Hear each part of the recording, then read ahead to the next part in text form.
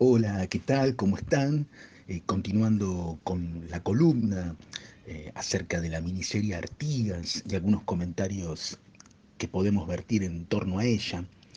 Tomé nota de algunas apariciones muy auspiciosas en el último capítulo, que creo que ha sido un memorable capítulo, porque allí se muestran por vez primera, creo que algunas de las cuestiones esenciales a la doctrina artiguista y algunos paisajes, por supuesto, fundamentales para comprender el sentido regional de la lucha artiguista.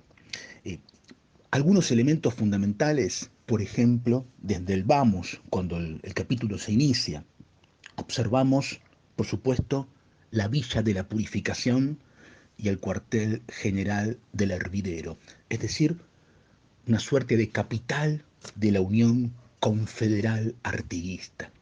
Y por supuesto, estaba ubicada en un punto equidistante de los distintos territorios de la Liga Federal.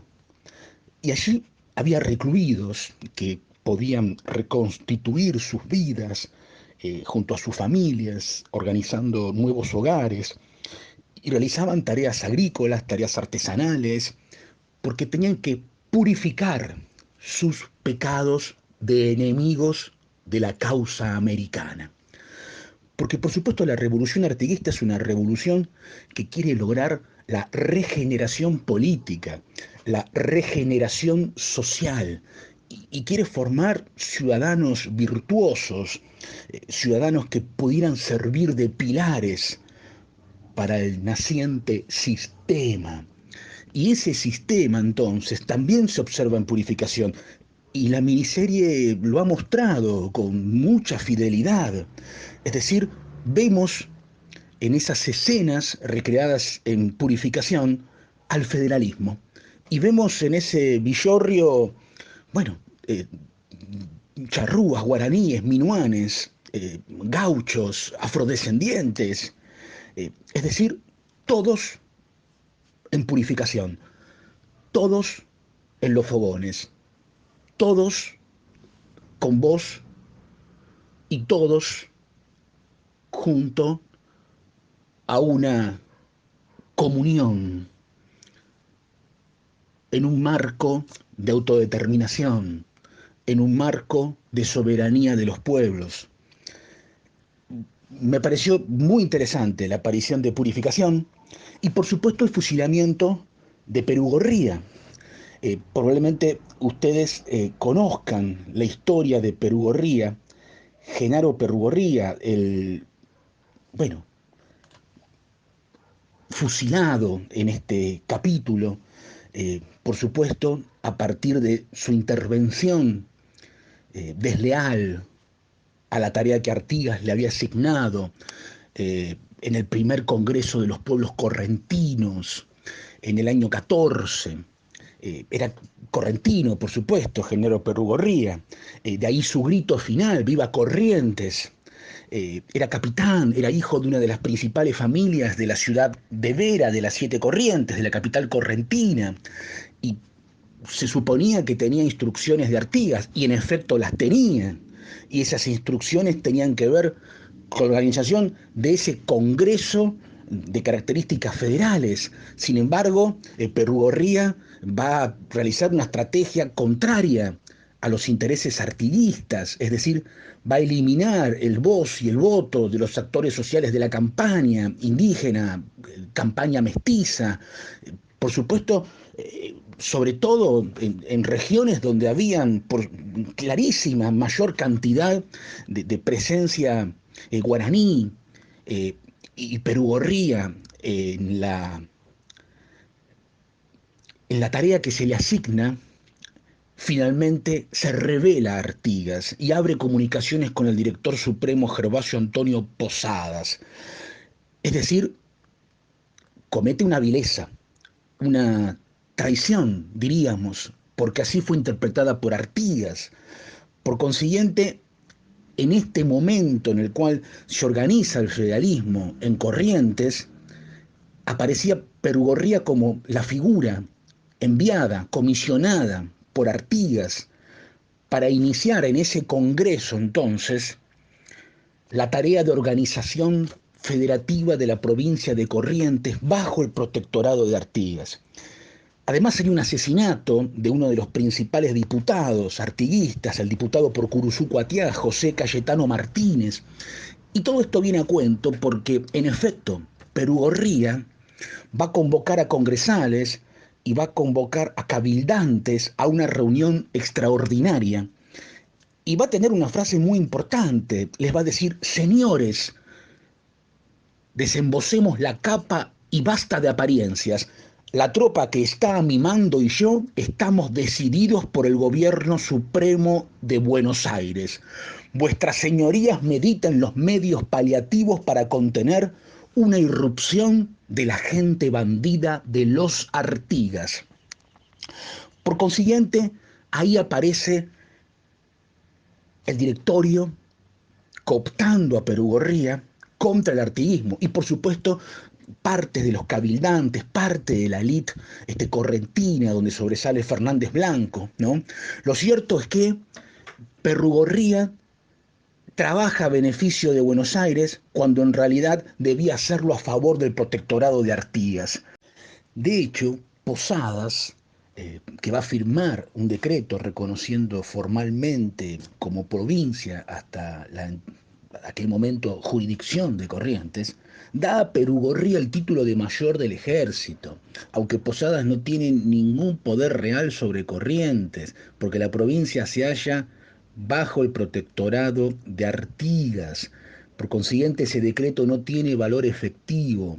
De todas formas, esto nos permite observar la tarea posterior de Perugorría. Va a deponer a Juan Bautista Méndez, gobernador federal, artiguista, va a liquidar el Congreso que él debía alentar para organizar federativamente a la provincia, y por supuesto da el poder político de la provincia al cabildo de la ciudad de Vera, y se reserva para sí el mando militar.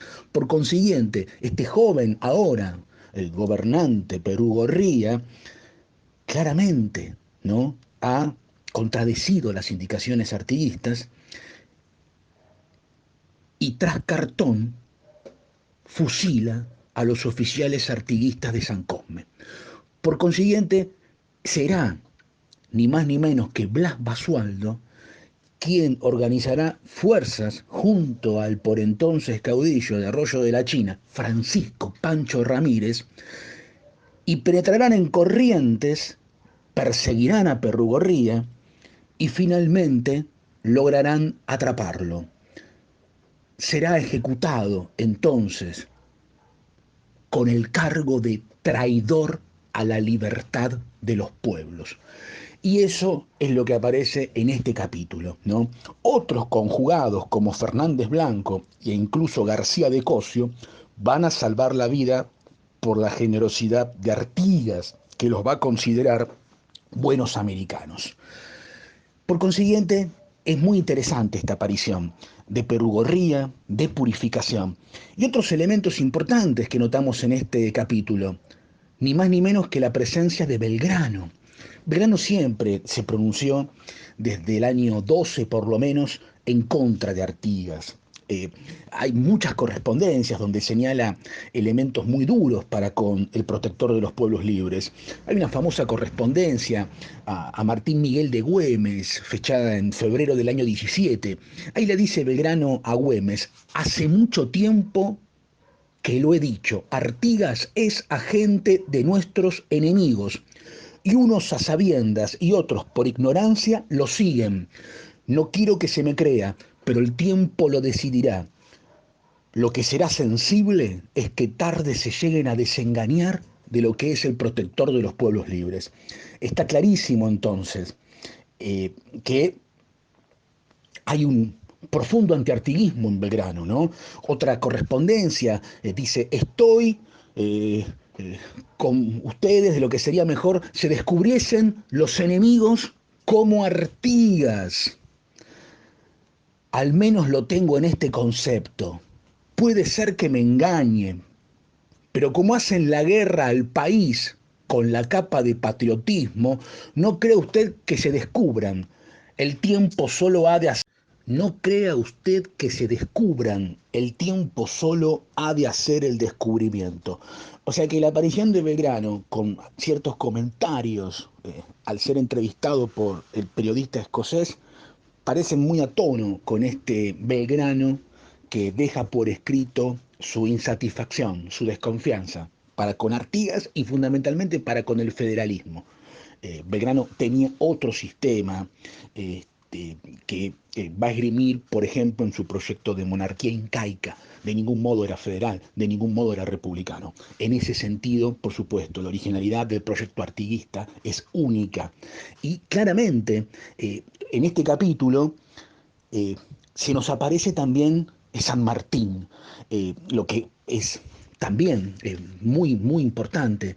San Martín va a tener una acción muy fundamental que tendrá que ver con su frustrada mediación en el año 19, cuando en el curso de los acontecimientos, después de la guerra entre el artiguismo y el directorio, fomentada por supuesto por el directorio, por el poder centralista, por el poder del puerto y la aduana de Buenos Aires, allí San Martín escribirá cartas a Artigas y también a Estanislao López, ¿no?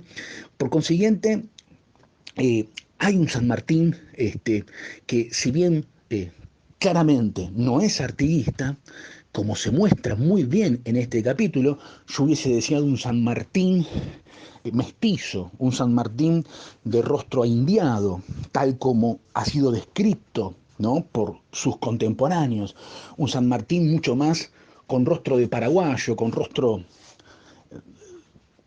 definitivamente, ¿no?, de hijo de guaraníes, ¿no?, como San Martín entiendo que era, ¿no?, su madre biológica, Rosa Guarú. Bueno, San Martín aquí aparece evidentemente más bien como un hombre descendiente de españoles y no de una India guaraní. Eh, San Martín fue muy, entonces, eh, poco proclive al federalismo, al igual que Belgrano, para nada. San Martín tenía también un proyecto distinto. Y aquí aparece entonces con ciertas críticas, y nosotros hicimos mención a algunos elementos de estas críticas, y vale la pena recordar que en el regimiento de granaderos San Martín había nombrado en su momento al capellán artiguista José Enríquez de la Peña, y que un oficial de San Martín habrá sido oficial de Andresito, Matías Abucú, que será uno de los últimos artiguistas que estarán luchando hasta los últimos combates del año 1820 junto a Artigas. San Martín, claro, no era artiguista. San Martín se pronunció siempre mucho más cercano al director Pueyrredón.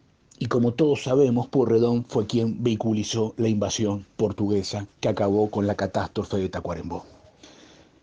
Dejamos a San Martín y también saludamos su presencia, vimos los principios de Artigas, incluso su vida en Curuguatí junto a Clara Gómez, la que es referida por muchos historiadores como su última mujer, la intentona de que vuelva a conducir un ejército, lo que también está documentado y se entiende que fue Carlos Antonio López, presidente del Paraguay, quien le ofreció la instrucción de un ejército y, por qué no, formar parte como general de un ejército. Así que ese ejército podría haber tenido algún tipo de enfrentamiento con el ejército de la Confederación Argentina. Bueno, Artigas no dirigió ningún ejército ni salió de Curuguatí hasta el año 45 cuando va a Ibiray, por supuesto. Me pareció también sobresaliente la presencia de las instrucciones del año 13, aparecen muchas de ellas, así que eso es otro rasgo muy importante de este capítulo, que la capital no sea Buenos Aires. Por supuesto, organizar la confederación. Y está claro que uno de los también muy llamativos momentos del capítulo fue el casamiento de Artigas con Melchora Cuenca. Una Melchora Cuenca que aquí se nos muestra quizá con rasgos más que guaraníes, que los tenía y muchos, quizá pueda tenderse a la confusión y observarla más como una lancera afrodescendiente, cuando en realidad sabemos perfectamente que Melchora Cuenca era descendiente de una mestiza guaraní y de un comerciante paraguayo. Melchora Cuenca es un personaje muy importante, a tal punto que Aníbal Zampayo le dedicó también un famosísimo poema, ¿no? Donde la describe como una dulce lancera, ¿no? Y sin duda fue madre de 2 hijos junto a Artigas, y al mismo tiempo tuvo, ¿no?, un rol preponderante en la vida del caudillo oriental en purificación. Melchora Cuenca, Perugorría, San Martín, Belgrano, Clara Gómez, las instrucciones, un capítulo importante, muy buena fotografía, muy buen montaje. Lo celebro, los abrazo y seguimos la próxima semana.